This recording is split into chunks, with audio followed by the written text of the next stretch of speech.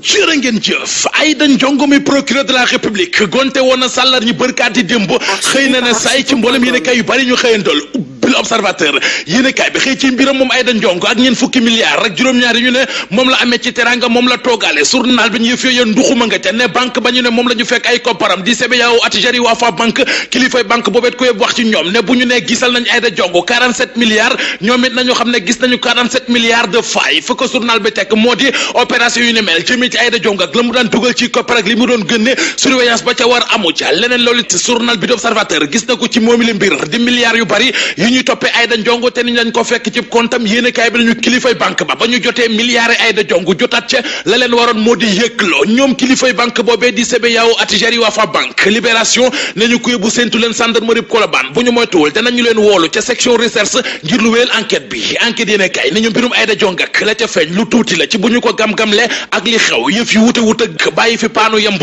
di yëm koppub yamb borom koppub yamb bi di Aïda Ndiongo ci la yéene kaay journal bi nañu sénatrice ba woon maire Asalem ba woon weddina waxi procureur de la république ji ba mu set wecc yëral xët u njëkku yéenekaay bi Aïda Ndiongo nañu moom ba muy am milliard booba milliard xewagul atum 1993 ci la njëkk a téye milliard am bu njëkk euro ki dollar yi ñu ne dañ ko fekk ci koofar fooram Aïda Ndiongo ne loolee ku ko wax nga lu la neex ñeent fukki milliards ak juróom-ñaar yi procureur de la république ne moom la Aïda Ndiongo toogaale ci teranga Aïda nañu loolee boo ko dooree ca jamono ja mu tàmbalee liggéey di atum 1973 ba suñ jonne yàlla tey li mu am ci teranga jegewul sax loolu leneen ci lay waxati muy li ci Sud Quotidien yéenekaay bi xëy dikk ak ñun ci décret bi ñu saxaloon ci réew mi di décret buy tere ñu jëlee feeraay ci réew mi di ko yóbbu biti réew yéenekaay bi ñu décret boobee moom indien yu xotti nañu ko ci gàttal ñoo ngi jëlee feeraay ci réew mi di yóbbu ca biti réew ma des biti réew wax ci wàllu tàggat yaram ak observateur mi xëy dalal Moussa Konaté di gaynde Sénégal gi football ca Sénégal gi ca Italie Moussa Konaté ne wàllu observateur yéeneem yëpp moo di dugal bitam bu njëkk ci Italie ci Sénégal gi mu ci sànnoo Moussa Konaté ne kenn dootu ko fi présenté